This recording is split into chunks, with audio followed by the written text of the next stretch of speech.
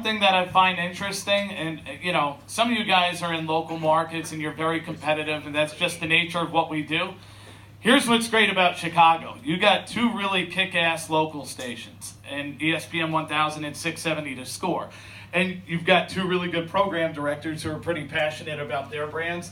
And so, before I knew this 2.5 years ago, I came into town, I met with Mitch, I met with Adam, and I find out, wow, these guys are actually friends. They go out to lunch. I'm sure there's some fun. I'm sure there's some fun phone calls when one guy wins the book and the other guy doesn't. But the bottom line is, I think that's good, because the one thing sometimes we lose sight of is, while we want to beat our competitor and obviously have bragging rights, there are a lot of stations taking share off your radio station, and it's better when you have 2 or 3 people operating in this space, keeping you honest, making you feel, like you've got to be on top of things, because if you're not, at the end of the day, they're going to benefit from it. But I just thought that was something interesting, because I don't know how many of you guys know the other PD in your market. If you look at him, it's like, I hope the guy is unemployed tomorrow. But the bottom line is, hey, there's plenty enough room for us to talk sports and have 2 or 3 stations thrive in a market. So guys, come on up.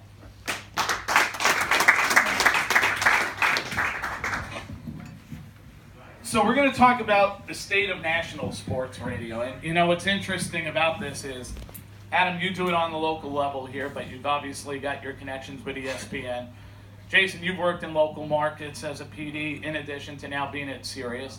And Scott, you started in local radio before going to national, and you've been on both sides, ESPN and Fox.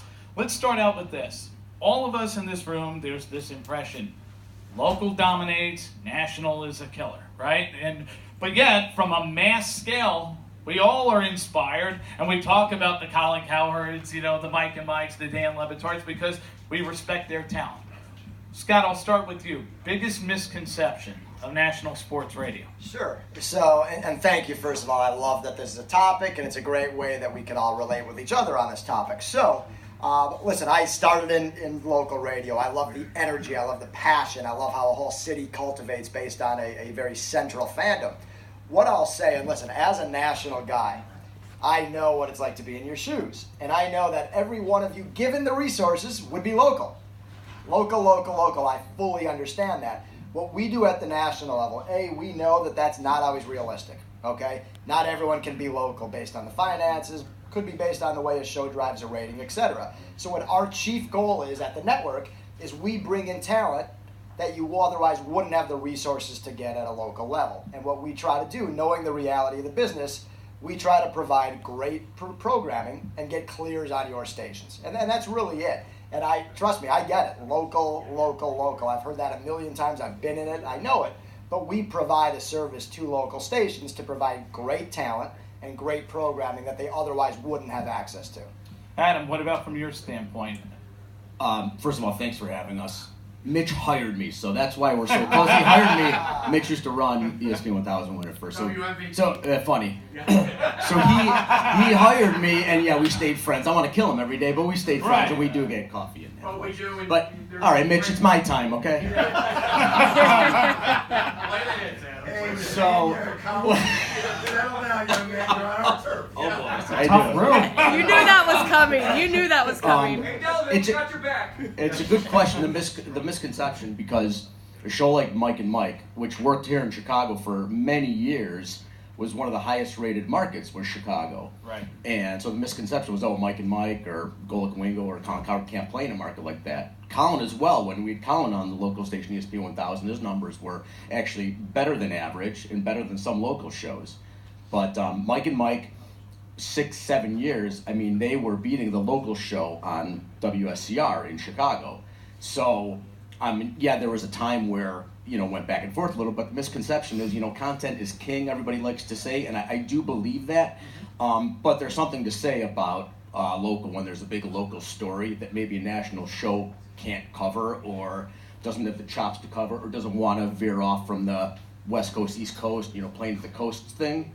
So, but I think the misconception is there, and it'll probably always be there. But I think take like Mike and Mike, or you take even someone like Howard Stern or a different national show or Barstool Radio.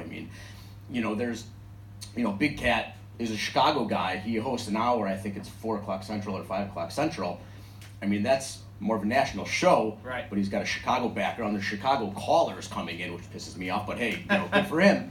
But that's, so it can work if it's the right, situation. I want to piggyback on that for a quick sec before I get to Jay, because you talked about how Mike and Mike worked here, and it doesn't work in some markets. Why did it work here? Well, there was a lot of local ties to Chicago with Mike and Mike. They both married women from Chicago, so they were here a lot, like Scott knows. Greeny worked here, went to Northwestern and worked at SCR, WSCR, AM 670, and he worked at CLTV. Golick played at Notre Dame, and then his son went there. So there's a lot of local ties, and they came in a lot to Chicago. So it played much better here than it played in some other markets. But well, Jay, you've seen it on both sides. Now you're working at Sirius. You've been inside local brands. What would you say is the biggest misconception? It's a combination of what these two guys said. I mean, in Raleigh, in Mike and Mike, I was getting a much better morning show than I could afford to get anywhere else. And it was my job to localize it when it needed to be. Carolina Duke were playing, and the next day, sorry, Mike and Mike, but we're local that next day in morning drive, and so it was my job in that market. Most days of the year I got a better morning show than I can afford, and then when it was time, I'd localize it myself and bring in a local morning show. In Detroit, you know what? It's not what that market wanted. Right. We started off with Mike and Colin, and Mike and Mike did all right, and man, they busted their ass to make it work. They came to the market twice for me and all that stuff.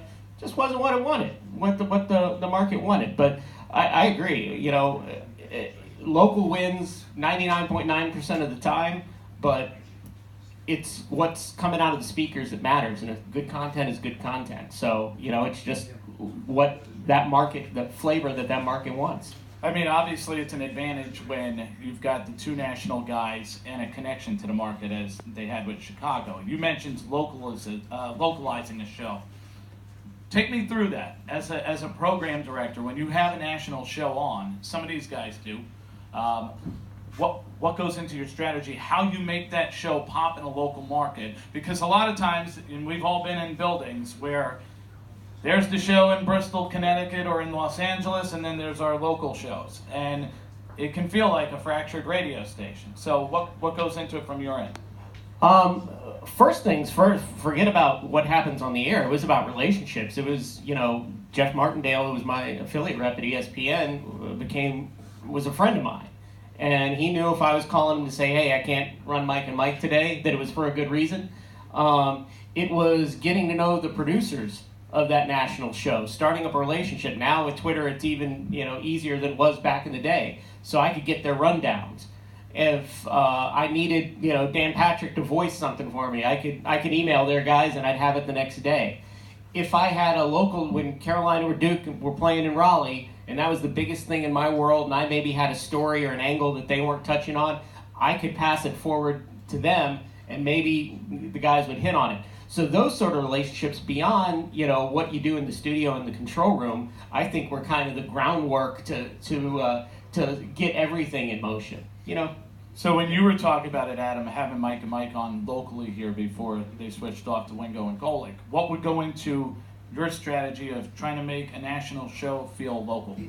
Sure, we're probably an exception because Mike and Mike had a deep love for Chicago, and they, being an owned station, we probably got a little more than extra. But I think you're right. Dealing with the producers and the affiliate people, you have to strike that relationship. The national talent has to be invested in what they want to do in the market. When we had Colin here, he was great as well. He would do whatever we wanted for him. But forging that relationship with him when he comes in town and working with the producers and the other people in, like, say, Bristol in my instance, it's not easy all the time because there's a lot of asks coming from all over the country, and we know that and they know that, and who wants to do 80 promos after doing a 4-hour radio show? I see both sides, right. But for the good of the station, for the good of the network, whatever, the talent needs to really buy into wanting to win in Detroit or Chicago or wherever. So you're the guy who gets asked that question. Hey, how do we get more Colin? How do we get more Clay Travis or Doug Gottlieb? What goes into it from your end when working with local affiliates? So, I mean, I'll tell you, the mindset that I have, and I had it as the producer of Mike and Mike, and it's certainly what I have as, you know, the leader of Fox Sports Radio. I know what our goal is, and our goal is crystal clear on the programming side. We need to service our affiliates. We are only as good as our affiliate base, and we need to service the affiliates. So, listen, it's a priority for me. So whether it's liners, regardless of what it is, there's a whole bunch of ways to localize a station, as we all know. But to me, if we're not doing that, listen, I'm not doing my job and we're not servicing our most important. Listen, our two most important stakeholders are our advertisers, clearly, and our affiliates. There's no question about it. Those are the two most important by far.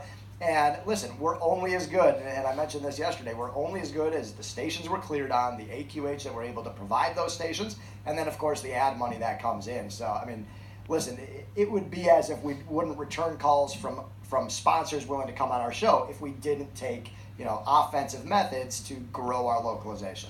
So aside